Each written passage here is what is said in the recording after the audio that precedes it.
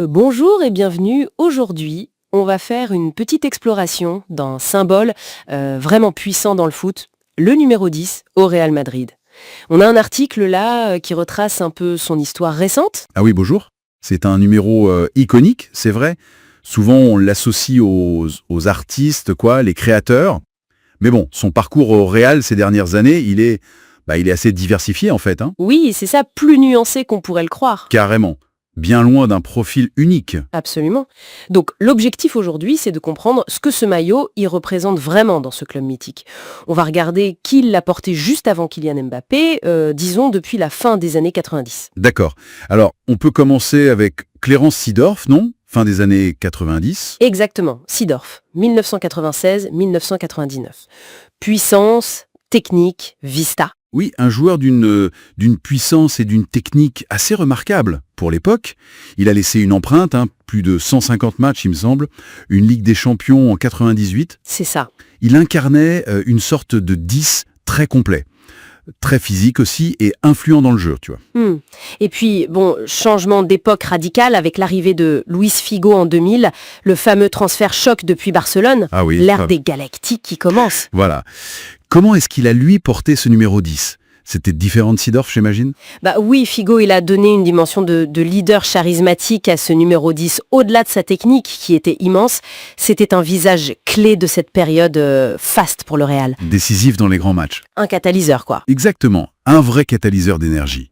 Il portait aussi le poids des attentes, avec ce transfert et ce numéro, c'était énorme. On imagine. Quelques années plus tard, on saute un peu, mais c'est Mesut Özil qui récupère le 10. On est entre 2010 et 2013. Là, retour à un autre profil. Ah oui, tout à fait. Özil, c'était le maestro de la dernière passe. Une vision du jeu, mais exceptionnelle. Le créateur pur. C'est ça. Plus de 150 matchs, 27 buts, mais c'est surtout le nombre de passes décisives qui était phénoménal. Il incarnait vraiment le 10 créateur dans sa forme la plus pure. Peut-être moins leader vocal que Figo, mais un magicien balle au pied. Et après Özil arrive James Rodriguez, en 2014, juste après son mondial incroyable au Brésil. Oui, James. Des débuts tonitruants, on s'en souvient. Des buts mémorables. Des golassos. Ah oui, mais une trajectoire plus complexe ensuite, c'est vrai. Le talent était fou, évidemment, mais la pression constante, la concurrence féroce à son poste. Peut-être une certaine irrégularité aussi. Oui, et peut-être une certaine irrégularité. Tout ça, ça l'a empêché de s'imposer vraiment sur le long terme avec ce numéro. Ça montre que le talent seul, ça suffit pas toujours au Real. C'est clair. Et alors là, attention, on arrive à un cas vraiment atypique que mentionne l'article. Lassana Diarra. Las Diarra. Un milieu récupérateur avec le numéro 10 entre 2009 et 2011. Comment on explique ça? Alors là, oui, ça devient particulièrement intéressant. Et c'est là qu'on voit l'évolution dont on parlait au début. Diarra avec le 10, ça casse tous les codes. Carrément. Moins glamour, c'est sûr, mais apparemment il était jugé essentiel à l'équilibre tactique de l'équipe à ce moment-là. Ça suggère que le numéro pouvait déjà être attribué pour des raisons plus pragmatiques, quoi.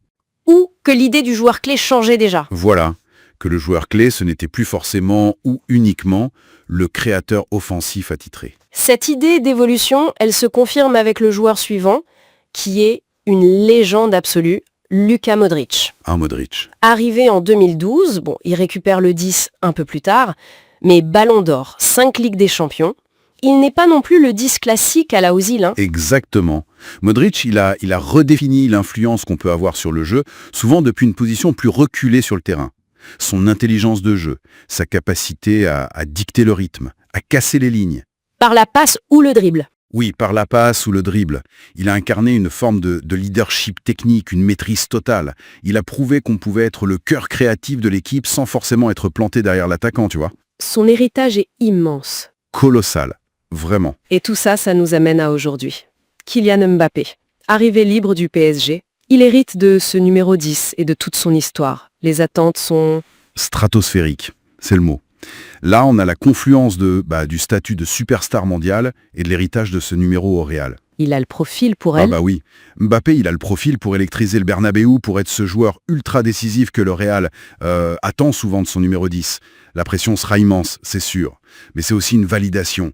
C'est lui, le nouveau visage de l'attaque. Donc, si on résume un peu, le numéro 10 au Real Madrid, c'est une vraie mosaïque de profils finalement. On a eu la puissance de Seedorf, le leadership de Figo, la créativité d'Ozil, l'énigme James, la grosse surprise Diarra, et puis la maîtrise totale de Modric. C'est ça. C'est loin, très loin d'être monolithique. Pas un moule unique. Pas du tout. Et ça nous laisse peut-être avec une réflexion pour finir. Cette diversité de profils sous ce numéro 10 emblématique au Real, est-ce que ce n'est pas au fond le miroir de l'évolution tactique du football lui-même ces 30 dernières années? Intéressant comme question. Peut-être que le numéro 10, c'est devenu moins une position géographique sur le terrain, tu vois, qu'un rôle. Celui d'être le joueur capable de faire basculer un match. Peu importe sa manière, finalement. Qu'est-ce que vous en pensez?